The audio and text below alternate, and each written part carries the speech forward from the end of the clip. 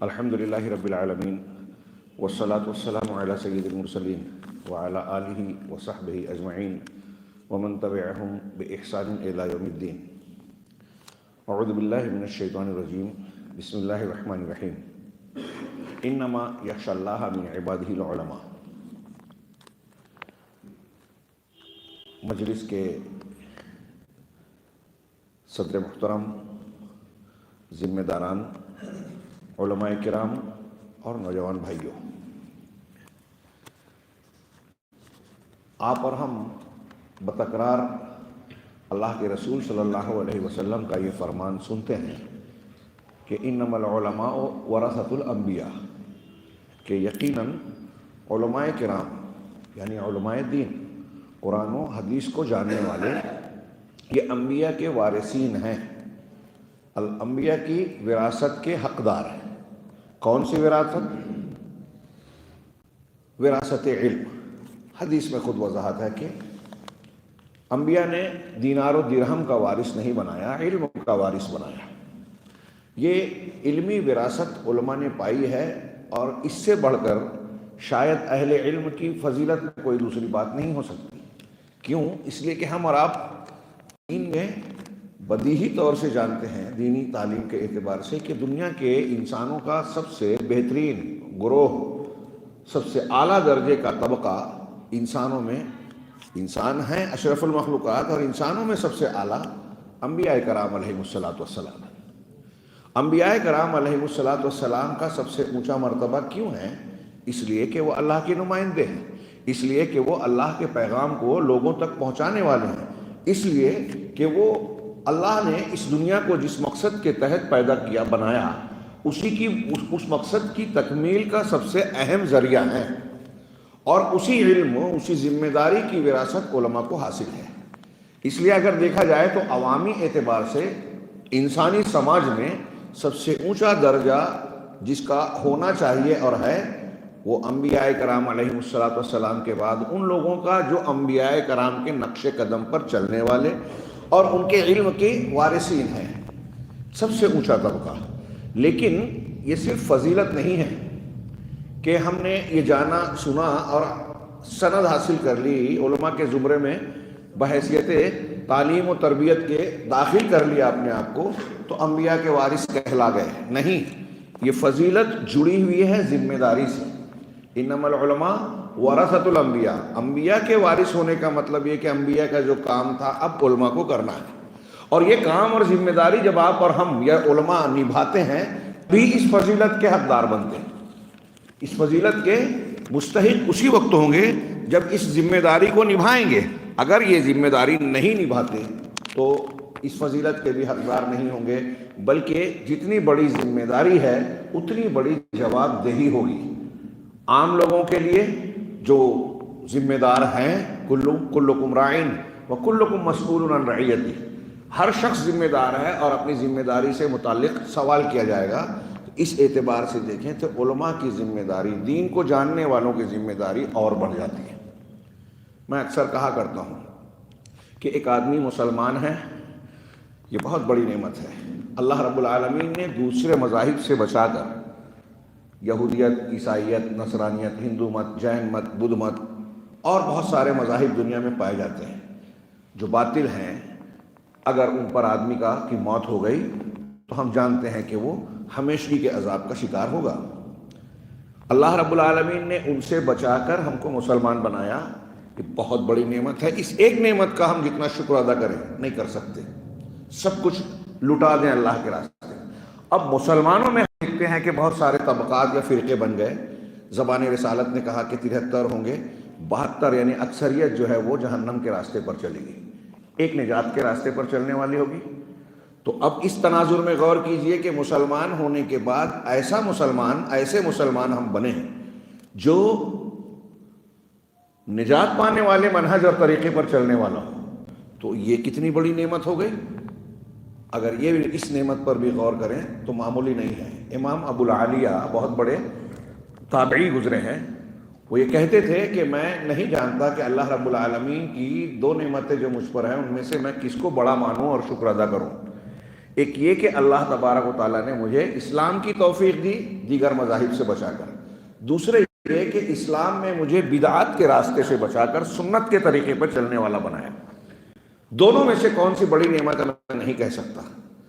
اگر ہم اور آپ اس نعمت سے بہرہ ہیں تو یقین جانیے ہم سے زیادہ خوش قسمت کوئی نہیں ہے۔ یہ کوئی معمولی نعمت نہیں ہے۔ اب ایسے میں اللہ رب العالمین نے یہ نعمت دی، اس نعمت میں بھی اگر ہمیں علم اور شعور سے نوازا، اور خاص طور سے اگر ایک آدمی یہ توفیق پاتا ہے کہ قرآن و حدیث کی تعلیم حاصل کر کے عالم بن جائے، تو یہ اور بڑی نعمت ہے۔ جتنا زیادہ ہم کو اور آپ کو قرآن و حدیث کا علم ہے، صحیح منہج توحید و سنت معلوم ہے، اتنا بڑا درجہ، اتنی بڑی نعمت۔ اسے معمولی نہ سمجھیں، اور اس کی بنیاد پر آپ یہ سمجھیے کہ دنیا کے تمام انسانی طبقوں میں آپ کا درجہ سب سے اونچا ہے، اور جب آپ کا درجہ سب سے اونچا ہے تو آپ کی ذمہ داری بھی سب سے اونچی ہے۔ میں جانتا ہوں اس مجلس میں علماء کی بھی ایک تعداد ہے اور ہمارے نوجوان بھائیوں کی بھی، دونوں سے میں کہہ رہا ہوں۔ علماء بطور خاص چونکہ وہ دین کا علم رکھتے ہیں، اس لیے ان کی ذمہ داری بڑی ہو جاتی ہے، اور اس تناظر میں کہ نبی کریم صلی اللہ علیہ وسلم یا انبیاء کے ہم وارثین ہیں، اب نئی نبوت آنے والی نہیں ہے۔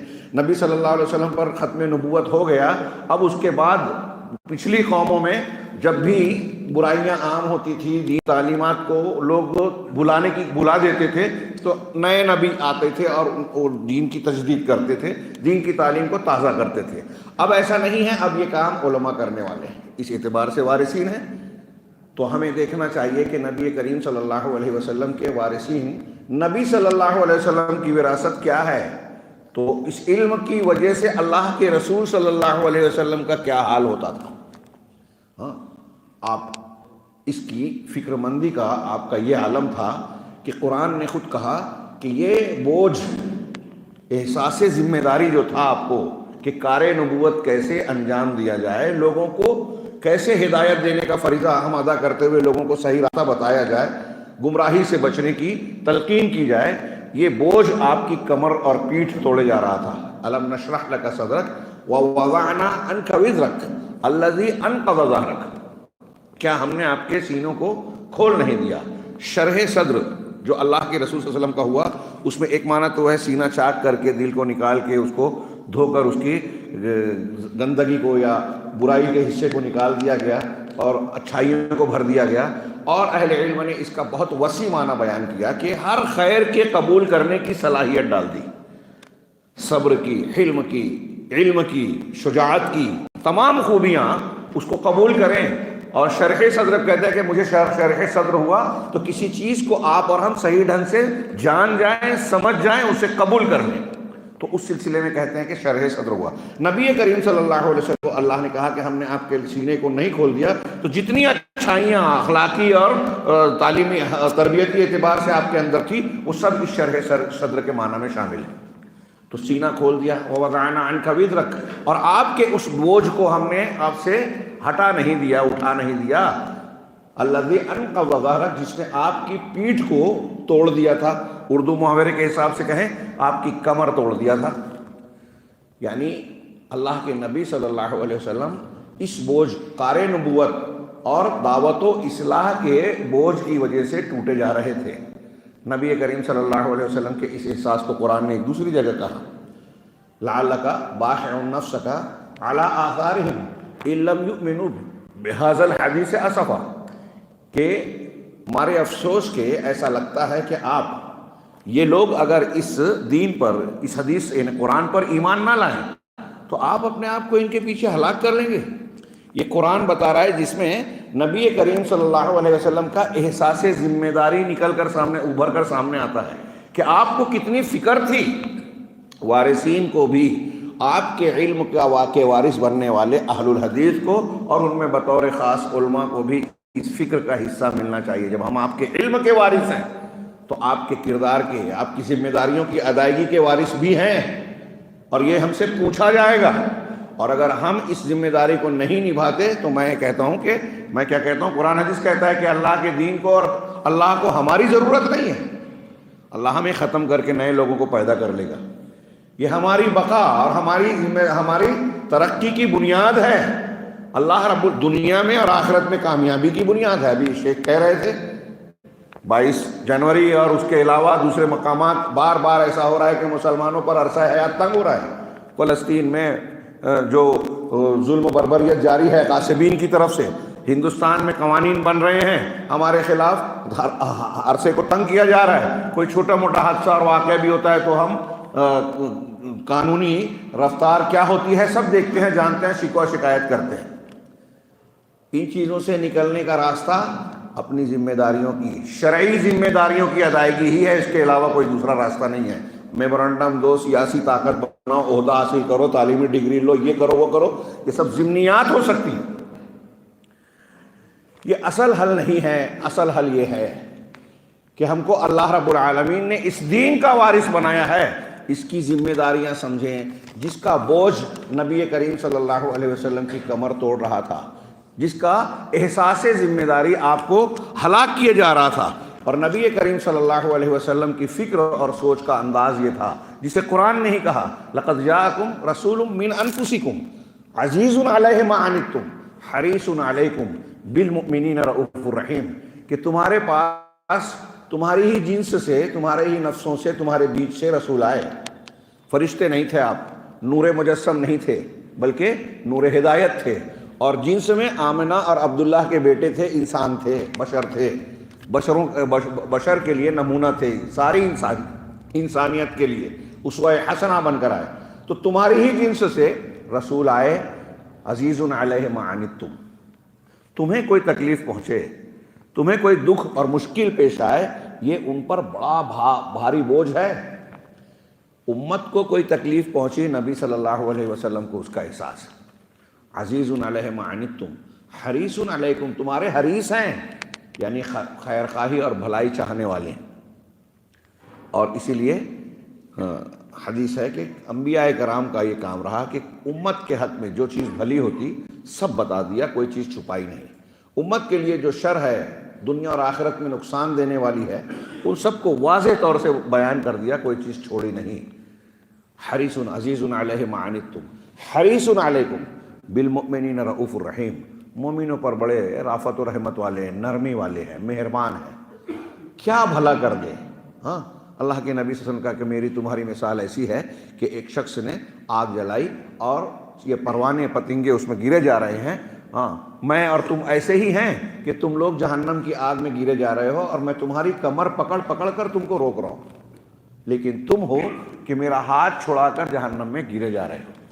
نبی کریم صلی اللہ علیہ وسلم پورے اخلاص کے ساتھ، خیر خواہی کے ساتھ، اور آپ پوری احساس ذمہ داری کے ساتھ، طلب کے ساتھ امت کا بھلا چاہتے تھے۔ دنیا میں بھی قرآن کے تلاوت کے حضرت ابراہیم، حضرت عیسیٰ علیہ السلام کے واقعات پڑھتے پڑھتے رونے لگے۔ صحیح مسلم کتاب الایمان کی حدیث ہے، امتی امتی امتی۔ اللہ نے کہا حضرت جبرائیل سے جاؤ پوچھو محمد کیوں رو رہے ہیں، حالانکہ میں جانتا ہوں لیکن پوچھو۔ پوچھا گیا، کہا میری امت کا کیا حال ہوگا۔ حضرت جبرائیل سے اللہ نے کہا کہ ان کو یہ پیغام دے دو کہ آپ کی امت کے حق میں آپ کو ہم مایوس نہیں کریں گے، ان کے ساتھ بہتر معاملہ کریں گے، نرمی کا برتاؤ کریں گے۔ قیامت کے دن بھی آپ نقشہ دیکھیے حدیث شفاعت وغیرہ میں کہ سارے لوگ نفسی نفسی، انبیاء کرام تک نفسی نفسی نفسی کہیں گے۔ صرف محمد رسول اللہ صلی اللہ علیہ وسلم کے بارے میں یہ بات وارد ہے کہ آپ کی زبان پر امتی امتی امتی ہوگا۔ ایسے نبی صلی اللہ علیہ وسلم ہمارے پیغمبر ہیں، نمونہ ہیں، اور ہم ان کی علمی وراثت اپنے پاس رکھتے ہیں۔ ظاہر سی بات ہے کہ آپ کے وارث ہونے کی حیثیت سے آج کے بگڑے ہوئے حالات میں سب سے زیادہ اصلاح کے ذمہ دار اہل الحدیث ہیں، اور اہل الحدیث میں وہ جو ذمہ دار ہیں یعنی علماء، وہ جو اس جمعیت اور اس کے تنظیمی ڈھانچے کی کچھ نہ کچھ رہنمائی اور نگرانی کا بوجھ اپنے سر اٹھائے ہوئے ہیں۔ یہ ہوائی بات نہیں ہے کہ ہم اقتدار کے چکر میں جو ہے وہ سیاست بازیاں کر لیں اور عہدے حاصل کر کے یوں ہی گزر جائیں۔ یہ کوئی بحث اعزاز اور دنیاوی اعتبار سے جو لوگوں نے سمجھ رکھا ہے کہ ایک بڑا پن ہے بس کافی ہے، جی نہیں، یہ ایک بہت بڑی ذمہ داری کا بوجھ ہے۔ اگر آپ اہل الحدیث جماعت سے وابستہ ہیں تو آپ ذمہ دار ہیں، اور اس میں اگر کسی نہ کسی سطح پر آپ کی ذمہ داری یا علمیت کا درجہ اونچا ہوتا ہے، اس اعتبار سے آپ کی ہماری ذمہ داری بڑھتی جاتی ہے۔ اور آج دیکھیے کہ پوری دنیا اللہ تبارک و تعالیٰ کے اس پیغام اور نظام زندگی کے صحیح راستے کی گویا انتہائی پیاسی ہے، وہ بھٹکی ہوئی ہے، اسے راستہ چاہیے، وہ گمگشتہ راہ ہے، اور اس راستے کا علم ہم کو اور آپ کو اللہ نے دیا ہے۔ یہ قرآن جو قیامت تک کے لوگوں کے لیے نظام سعادت پیش کرتا ہے، اس کے امین ہیں ہم لوگ، اس کے امین سارے مسلمان ہیں، مسلمانوں میں سب سے زیادہ اہل الحدیث ہیں۔ اب ہمیں اور آپ کو موجودہ حالات میں اپنے حالات اور پوری دنیا کی رہنمائی کی ذمہ داری انجام دینی ہے، اور اس کے لیے خاص طور سے علماء ذمہ دار ہیں، جن کے بارے میں اللہ نے کہا انما یخشی اللہ من عبادہ العلماء۔ یقیناً اللہ سے اس کے وہی بندے ڈرتے ہیں جو علماء ہیں۔ اس کو ہم آسان زبان میں کہیں کہ آپ کا علم دین جتنا بڑھتا جائے گا، اللہ کا ڈر اتنا بڑھتا جانا چاہیے۔ اگر ایک آدمی کی معلومات بہت ہے، ڈگریاں لے لی، بہت علامہ کہلاتا ہے، لیکن اللہ کی خشیت سے وہ محروم ہے، تو قرآن کے اس فرمان کی کسوٹی پر، اس معیار پر وہ عالم نہیں ہے۔ معلومات بہت ہے، عالم وہ ہے جس کے اندر خشیت ہو۔ اس کا مطلب علم دین اللہ کی خشیت چاہتا ہے۔ خشیت کہتے ہیں الخوف مع التعظیم، اللہ کا ڈر تعظیم کے ساتھ، اس ڈر میں وحشت نہیں ہوتی، عظمت ہوتی ہے۔ تو اللہ سے خوف ہو اس کی تعظیم اور عظمت کے خیال کے ساتھ، یہ ہے خشیت۔ اگر علم دین ہے تو جتنا علم دین ہوگا اتنی خشیت ہوگی، اور اگر کسی کے دل میں خشیت ہے، اللہ کا ڈر ہے، تو احساس ذمہ داری ہوگا، فرائض اور ذمہ داریوں کو انجام دینے کا جذبہ ہوگا۔ جیسے ہم لوگ پڑھتے ہیں، بچوں کو پڑھاتے ہیں، حضرت عمر فاروق، حضرت ابوبکر صدیق رضی اللہ تعالیٰ عنہما کا احساس ذمہ داری بتاتے ہوئے کہ راتوں میں گشت کرتے تھے، کوئی بھوکا تو نہیں ہے، کوئی حاجت مند تو نہیں ہے۔ اللہ رب العالمین قیامت کے دن مجھ سے پوچھے گا کہ تو مسلمانوں کا خلیفہ اور امیر تھا، اور تیری عمارت کے تحت میں فلاں بھوکا رہ گیا، فلاں حاجت مند رہ گیا، اور اس کی تو نے باس پرس نے جو ہے حال پرسی نہیں کی، پرسش حال نہیں کی، تو میں کیا جواب دوں گا؟ واقعہ سنو حیرت ہوتی ہے۔ آج ہم سیاست دانوں کو دیکھتے ہیں اور اس زمانے میں کتنا فرق ہے۔ حضرت عمر بن عبدالعزیز، حضرت ابوبکر صدیق پہلے مالدار تھے، حکمراں بننے کے بعد غریب ہو گئے۔ ہمارے یہاں ایک جھوپڑے میں رہنے والا کارپوریشن میں، میونسپلٹی میں چلا جائے تو کچھ ہی دن میں وہ بنگلے میں آ جاتا ہے۔ الٹا وہ بنگلے سے جھوپڑے میں آ جاتے، راتوں کو گشت کرتے۔ ایک واقعہ پڑھا، حضرت عمر فاروق رضی اللہ تعالیٰ عنہ دیکھتے تھے کہ حضرت ابوبکر صدیق اپنے دور خلافت میں ایک نابینا عورت کے گھر گئے، یا یہ گئے پہلے، یہ کہ کچھ کام ہے، تو کہا کہ تم لیٹ ہو گئے۔ وہ ایک صاحب ہے، وہ نابینا تھی، بوڑھی عورت تھی، اکیلی تھی، تو کہا ایک آگے گئے، میرے گھر کا کام کر کے چلے گئے۔ حضرت عمر نے پتہ لگایا، دیکھا تو معلوم ہوا کہ حضرت ابوبکر صدیق رضی اللہ تعالیٰ عنہ روزانہ ان کے گھر آتے ہیں اور ان سے اپنی ضرورت اور کام پوچھتے ہیں، ان کی جو ضرورت ہوتی پوری کر کے ان کے گھر کا کام کر کے چلے جاتے ہیں۔ خلیفۃ المسلمین ایک اندھی بوڑھیا کے کٹیا میں جا کے اس کا کام کرتا تھا۔ یہ ہے احساس ذمہ داری، اس بات کا ڈر کہ قیامت کے دن اللہ رب العالمین کے سامنے مجھے جواب دہ ہونا پڑے گا۔ آج ہم اپنا جائزہ لیں اس تناظر میں، علماء، عوام، ہم جو کچھ جانتے ہیں اس تناظر میں دوسروں کی، سماج معاشرے کی بات چھوڑیے، کیا اپنے گھر میں بھی اس جذبے سے اپنے بچوں، اپنے گھر کی عورتوں پر نظر رکھتے ہیں کہ وہ کوئی غلط کام تو نہیں کر رہے ہیں، وہ شریعت کے فرائض اور احکامات کی تعمیل میں کوتاہی تو نہیں کر رہے ہیں، ان کی تنبیہ کی جائے، ان پر نظر رکھی جائے، ان کی تربیت کی جائے۔ ہم اپنے گھر میں اس احساس ذمہ داری سے محروم ہیں، باہر کا کیا خیال کریں گے؟ انتہائی شدید ضرورت ہے، اور ہم پر یہ عذاب کی، یہ پریشانیوں کی جو سلسلہ وار استاد پڑ رہی ہے، مار پڑ رہی ہے، اس کا سب سے بڑا سبب یہی ہے کہ ہم نے اپنی ذمہ داریوں کو چھوڑ رکھا ہے۔ اپنا کام جب ہم نہیں کر رہے ہیں تو اللہ رب العالمین کی طرف سے ہم پر رحمت اور جو ہے اس کا ہم کیسے کہہ سکتے ہیں کہ اللہ کی نصرت و حفاظت ہمیں ملے گی؟ لہٰذا ہم کو اپنے آپ کی ذمہ داری کو، حیثیت کو سمجھنا ہے، اور اس کو سمجھیں گے، اللہ کی خشیت دل میں پیدا ہوگی تو مسئولیت یعنی جواب دہی پیدا ہوگی، اور ہم اللہ نے قرآن و حدیث کی امانت دی ہے، جو ذمہ داری دی ہے اس کو ادا کرنے کا جذبہ پیدا ہوگا۔ یہ ہم نے تقریر کر دی، آپ نے تھوڑا سن کر یہ کہہ دیا یا میں نے کہہ دیا کہ ہاں ٹھیک ٹھاک ہے، مجلس اچھی رہی، یہ کافی نہیں ہے۔ یہ ہم نے ایک اپنے آپ کو فریب دینے کا ذریعہ بنا لیا ہے اگر ایسا کرتے ہیں تو۔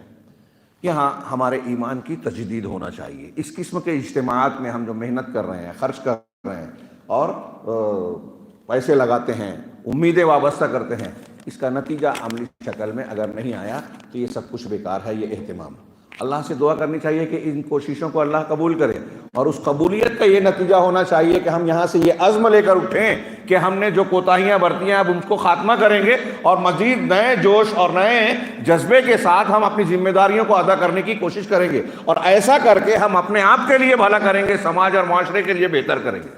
اس کی شدید ضرورت ہے، پوری دنیا کو ضرورت ہے، اور سب سے پہلے ہمارے گھر اور سماج کو ضرورت ہے۔ اب سوال یہ ہے، میں مختصر سی بات کہنے والا تھا تو یہ کچھ لمبی ہو گئی، کہ اب یہ کرنا ہے تو کیسے کرنا ہے؟ ذمہ داری کا، جواب دہی کا۔ ہمارے ہاں لوگ کچھ معمولات کے عادی ہو گئے ہیں کہ میں اپنا ایک مشاہدہ اور اپنے مشاہدے کی بنیاد پر جو محسوس کرتا ہوں اسے بیان کر رہا ہوں، ہو سکتا ہے کسی کو اختلاف ہو، کہ ہمارے سماج اور معاشرے میں ہم لوگ ایک تو سہولت پسند ہو گئے ہیں۔ سہولت پسندی ایسی ہے کہ معمول کے خلاف کوئی ذمہ داری نبھانا یا کوئی ایسا کام کرنا جس میں ہماری کوئی مخالفت ہو، کوئی سوال ہو معاشرے اور سماج میں، ہم ان چیزوں سے بھاگتے ہیں، اپنے آپ کو سہل پسند بنا رکھا ہے۔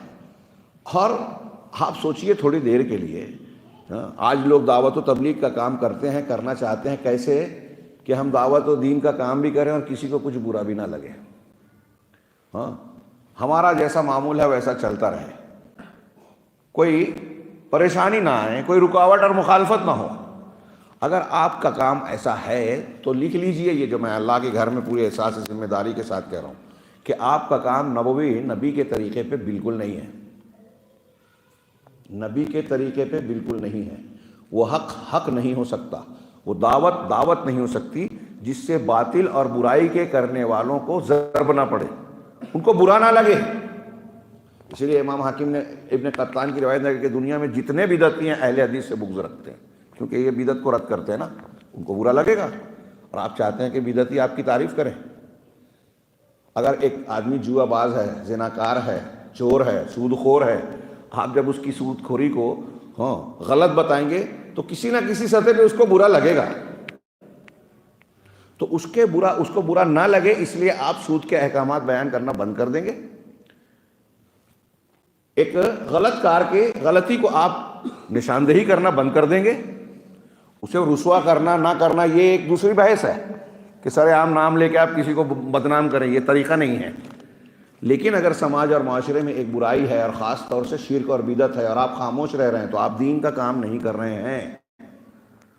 علامہ البانی نے وہ جب واقعہ ہوا تھا کچھ سالوں پیشتر، بنارس کے محدث میں چھپا تھا کہ فلسطین کے ایک امام کو آنکھ پہ پٹی باندھ کر کے یہودی لے گئے، آنکھ کھولی تو یہودی علماء کے بیچ وہ بیٹھے ہوئے تھے، تو ان سے سوال کیا گیا، انہوں نے علماء نے کہا یہودی ربیوں نے کہ آپ کے یہاں جو دین کا کام کرنے والے جماعتیں ہیں، گروہ ہیں، ہمیں کسی سے کوئی بیر نہیں ہے، کسی سے کوئی تکلیف نہیں ہے، لیکن یہ جو آپ کے یہاں ایسی یہ دعوت ہے کہ وہ کہتے ہیں کہ ابو بکر صدیق اور عمر فاروق والا دین پیش کریں گے، سلفی اور اہل الحدیث، یہ دعوت ہمیں نہیں چلے گی، ہمیں برداشت نہیں ہے، اس کی ہم اجازت نہیں دیں گے۔ تو یہ پیغام آپ لوگوں تک پہنچا دیں گے۔ یہ پیغام کسی نے علامہ ناصر الدین البانی رحمہ اللہ زندہ تھے، ان کو بتایا۔ پہلے تو انہوں نے کہا کہ کیا یہ واقعہ واقعی ہوا ہے، سچ ہے؟ تو لوگوں نے کہا کہ بھائی فلسطین کی فلاں فلاں مسجد کے امام صاحب ہیں اور انہوں نے بیان کیا، وہ کہہ رہے ہیں۔ تو کہا اگر یہ صحیح ہے، البانی صاحب نے کہا اگر یہ صحیح ہے تو یہ سلفیوں کے لیے، اہل الحدیث کے لیے خوشی کی بات ہے، یہ پریشانی کی بات نہیں ہے کہ وہ طبقہ جو اللہ رب العالمین کے فرامین کے مطابق اسلام کا، دین حق کا سب سے بڑا دشمن طبقہ ہے یہود کا، ہاں، وہ طبقہ یہ کہہ رہا ہے کہ یہ والی دعوت ہمیں قبول نہیں ہے، اس کا مطلب اس کو خطرہ اس سے محسوس ہو رہا ہے، یہ اس کی طرف سے یہ گواہی ہے کہ یہ اہل حق ہیں، دین حق ہے۔ علامہ البانی نے کہا کہ حق ہوگا تو باطل کو خطرہ محسوس ہوگا، اور وہ حق نہیں ہے جس سے باطل کو خطرہ محسوس نہ ہو، اور جس سے باطل کو خطرہ محسوس ہوگا وہ تو اس کے خلاف ورزی کرے گا نا، ہاں۔ اسی لیے ہاں اہل علم نے، البانی صاحب اور دوسرے سارے علماء ایک بات لکھتے ہیں کہ انبیاء کرام علیہم الصلاۃ والسلام کی پوری دعوت کیا تھی۔ بہت یہ آخری بات کہہ رہا ہوں اور سب سے اہم بات میں سمجھتا ہوں کہ ہماری دعوت کا محور کیا ہونا چاہیے، اسے انہوں نے ایک کہا، ایک نام دیا التصفیہ، التربیہ والتصفیہ۔ تربیت میں وہ چیزیں جو ہم کو کرنی ہیں، جس کو پیدا کرنا ہے، لوگوں میں لانا ہے، سنوارنا ہے، اور تصفیہ جس سے صفائی کرنی ہے دین کے اعتبار سے، ہمارے کردار سے، عمل سے، زندگی سے، عقیدے سے۔ اسی کو دوسرا نام دیتے ہیں التحلیہ والتخلیہ۔ ساری دعوت یہ دو چیزوں پہ، تحلیہ حلیہ سے ہے، زیور پہنانا، آراستہ کرنا، ہمیں کن چیزوں سے اپنے آپ کو، اپنے سماج کو آراستہ کرنا ہے، اور تخلیہ کن چیزوں سے صاف کرنا ہے، خلوق خالی کرنا، صاف کرنا ہے۔ پورا دین یہی دو ہے، اور انبیاء کرام علیہم الصلاۃ والسلام کی دعوت انہی دو چیزوں پہ تھی، جیسے انبیاء کرام کا اعبدوا اللہ ولا تشرکوا بہ شیئا وَلَقَدْ بَعَثْنَا فِي كُلِّ أُمَّةٍ رَسُولًا أَنِ اعْبُدُوا اللَّهَ وَاجْتَنِبُوا الطَّاغُوتَ، کہ ہر نبی، ہر امت میں ہم نے ایک رسول بھیجا، سب کی رسالت اور پیغام کیا تھا؟ ان اعبدوا اللہ، اللہ کی عبادت کرو۔ اللہ کی عبادت یہ تربیہ ہے، یہ تحلیہ ہے۔ اور واجتنبوا الطاغوت، طاغوت سے بچو، اس سے صفائی اختیار کرو، دوری اختیار کرو، یہ تخلیہ، یہ تصفیہ ہے، تخلیہ ہے، اس سے صاف کرنا ہے۔ قرآن نے کہا وَمَن يَكْفُرْ بِالطَّاغُوتِ وَيُؤْمِن بِاللَّهِ فَقَدِ اسْتَمْسَكَ بِالْعُرْوَةِ الْوُثْقَىٰ، جس نے طاغوت کا انکار کیا، کفر کیا، اور اللہ پر ایمان لایا، تو اس نے مضبوط دستہ پکڑ لیا، کڑا پکڑ لیا۔ دو چیزیں، طاغوت کا کفر، اللہ کے سوا جن کی پرستش کی جاتی ہے، جن کے قوانین کو مانا جاتا ہے، ان سب کو رد کر دینا، مسترد کر دینا، نہیں ماننا، میں نہیں مانتا، ان سے اپنے آپ کو صاف رکھنا، اور اللہ پر ایمان رکھنا، اللہ پر ایمان کے تقاضوں کو پورا کرنا، یہ اختیار کرنا، یہ تخلیہ ہے، یہ تحلیہ ہے، یہ تصفیہ ہے، یہ تربیہ ہے۔ اور کہیں کہیں دیکھیے اس آیت میں فَمَن يَكْفُرْ بِالطَّاغُوتِ میں صفائی کا ذکر پہلے ہے۔ کلمہ جب ہم پڑھتے ہیں تو اس میں معبودان باطلہ کا انکار پہلے ہے، لا الہ الا اللہ، کوئی معبود برحق، کوئی معبود نہیں ہے، قابل عبادت نہیں ہے سوائے اللہ کے، تو پہلے سب کا انکار ہے، پھر اللہ کا اقرار ہے۔ یہ انکار تصفیہ ہے، یہ اقرار تربیہ ہے، تحلیہ اور تخلیہ، یہی پوری دعوت ہے انبیاء کی۔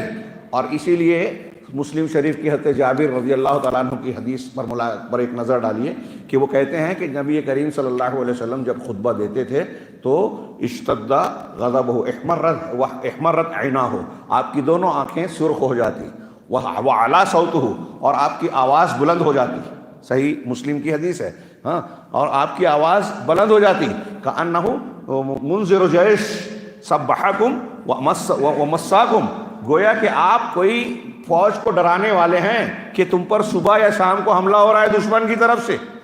اور پھر آپ ہر جمعہ میں یہ کہتے، ہر خطبے میں کہتے تھے، کوئی بھی خطبہ ہو کہ فإن خیر الحدیث کتاب اللہ وخیر الہدی ہدی محمد صلی اللہ علیہ وسلم، کہ سب سے بہترین بات جو ہے اللہ کی کتاب ہے، اور سب سے بہترین طریقہ یا ہدایت، ہدی پڑھو یا ہدا پڑھو، دونوں صحیح ہے، سب سے بہترین ہدایت یا طریقہ محمد صلی اللہ علیہ وسلم کا طریقہ ہے۔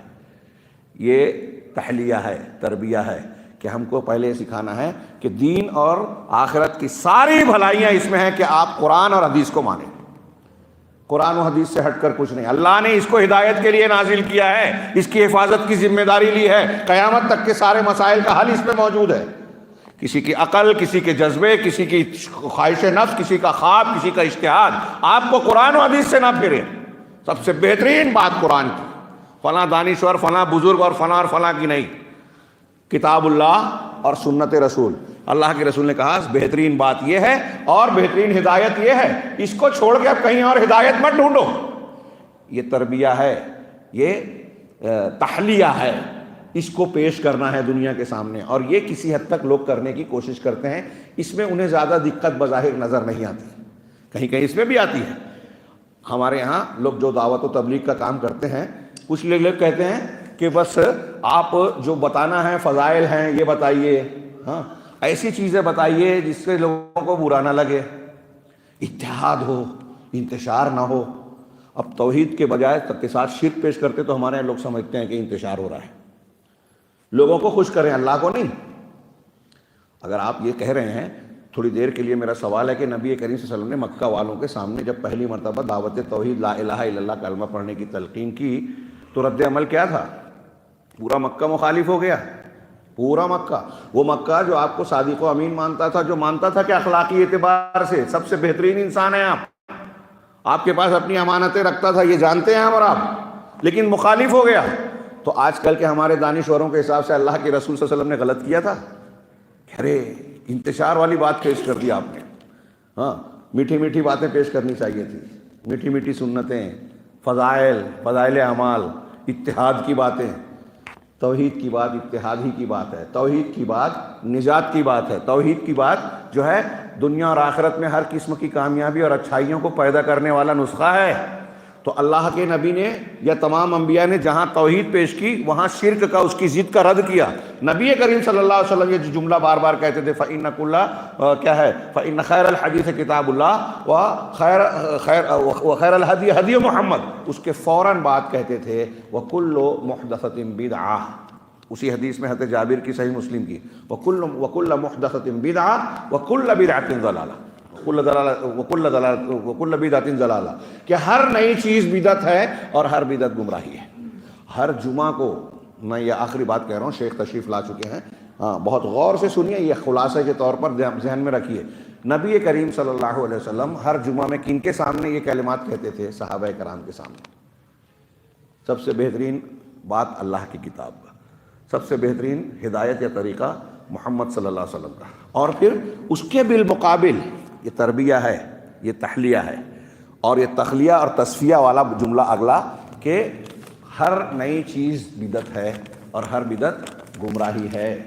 یہ صحابہ کرام کے سامنے اللہ کے رسول صلی اللہ علیہ وسلم ہر خطبے میں بیان کر رہے ہیں۔ صحابہ کرام میں بدعت تھی کیا؟ ہاں، یا پھر آپ یہ کہیں کہ اللہ کے رسول کے بار بار یہ کہے کہ بدعت کا رد کر کے انتشار کی بات کر رہے ہیں؟ اللہ کے رسول صلی اللہ علیہ وسلم نے یہ حدیث کیوں بیان کی کہ 73 فرقے ہوں گے، 72 جہنم کے راستے پہ ہوں گے؟ ہاں، اللہ کے رسول صلی اللہ علیہ وسلم نے فتنوں کی اور مسلمانوں میں ایسے لوگوں کی تلقین کی کہ اس امت میں بھی ایسے لوگ پیدا ہوں گے جو بتوں کی پرستش کریں گے، ایسے ایسے گناہ گار ہوں گے، بدبخت ہوں گے کہ ان کے اندر یہ اوصاف ہوں گے۔ کیوں بیان کیا؟ یہ ہماری اور آپ کی تنبیہ کے لیے، ہدایت کے لیے۔ ہم اسی بنیاد پہ کہتے ہیں کہ قیامت تک کے مسائل کا قرآن و حدیث میں ذکر ہے، اس کا حل بھی ہے۔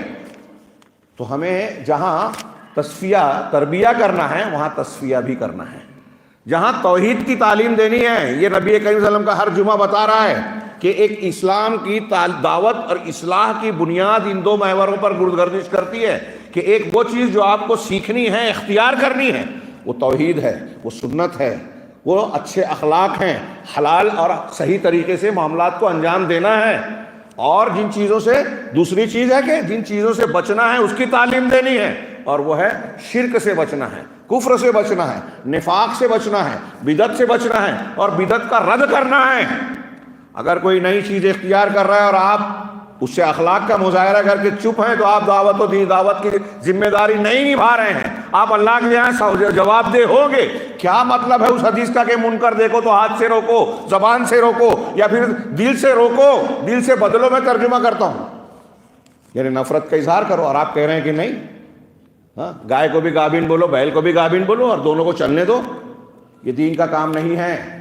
دین کا کام اگر آپ کریں گے تو جہاں احقاق حق، سچائی کو، توحید کو ثابت کریں گے، وہاں شرک کو رد کریں گے، بدعت کا رد کریں گے. اور وہ کوئی بھی ہو، ہمارا سگا بھائی کیوں نہ ہو، بدعت اگر کر رہا ہے تو اس کو روکنا، یہ اس کے ساتھ خیر خواہی ہے، یہ انتشار نہیں ہے. یہ دماغ صحیح کر لیں لوگ اگر کوئی اس طرح کے اس میں مبتلا ہے. اور میں اس تناظر میں یہ بات چھیڑ رہا ہوں، یہ بات کہہ رہا تھا، وقت نہیں ہے، صرف آپ کو اشارہ کروں کہ آج دنیا میں اس کی ہمارے سماج معاشرے کو اور پوری دنیا کو شدید ضرورت ہے، اس لیے کہ مختلف قسم کے شبہات اور شہوات کے فتنوں نے یلغار کر رکھی ہے پوری دنیا میں. مرد ہوں، عورتیں ہوں، جوان ہوں، بوڑھے ہوں، کوئی محفوظ نہیں ہے. ہمارے جیب میں موبائل کی شکل میں فتنوں کا ایک سلسلہ جڑا ہوا ہے اس سے. ہاں، ننگا پن، شرکیات، کفریات، اباحیت کے جو ہے نظریات نصاب تعلیم سے آ رہے ہیں، ذرائع ابلاغ سے آ رہے ہیں، فلموں سے، ٹی وی چینل سے آ رہے ہیں. اقتصادی جو مختلف نظریات ہیں، اقتصادی نئے نئے نظام آتے ہیں کہ انسانیت کو اختیار کیا جائے دھرم اور اس کی بنیاد پر نہیں.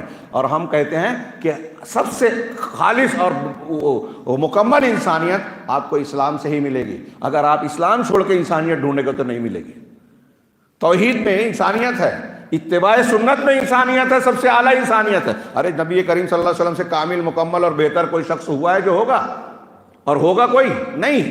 تو آپ کی کامل شخصیت جس تعلیمات کو بیان کرتی ہے اسے اگر ہم اختیار کریں گے تو ہم بھی کامل بنیں گے، پوری انسانیت کا بھلا ہوگا.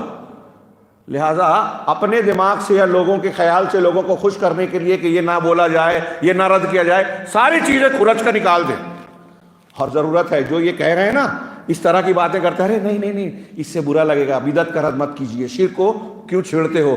یہ خود ان کی تربیت کی ضرورت ہے. وہ چاہے عالم کی سند کیوں نہ رکھتے ہو. میں نہیں جانتا یہاں کیا ماحول ہے. اگر ایسا ہے تو تربیت حاصل کیجیے، آپ نبیوں کا طریقہ سیکھیے.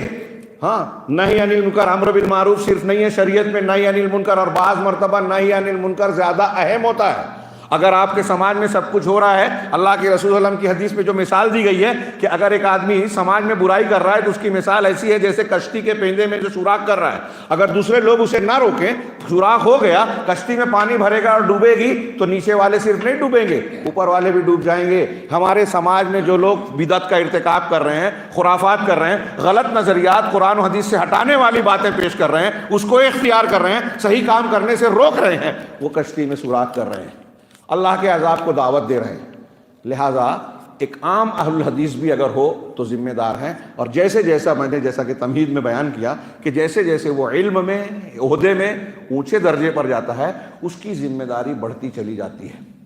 ہم اور آپ کہاں کھڑے ہیں، اپنی ذمہ داریوں کا کتنا احساس ہے اور کتنا اس کو انجام دے رہے ہیں، غور کرنے کی ضرورت ہے، جائزہ لینے کی ضرورت ہے. دعا کے ساتھ کوشش بھی کرنی ضروری ہے کہ اللہ تعالیٰ ہماری کوتاہیوں کو دور کرنے کی ہمیں توفیق عطا فرمائے. ذمہ داریوں کو سمجھ کر اسے اپنی طاقت اور علم کے مطابق انجام دینے کی توفیق عطا فرمائے، اور اس کی برکت سے دنیا اور آخرت میں ہمارے مسائل کو اللہ رب العالمین حل فرمائے، ہمیں ہر قسم کے عذاب اور فتنے سے محفوظ رکھے. وآخر دعوانا الحمد للہ رب العالمین وصلی اللہ علیہ نبینا محمد.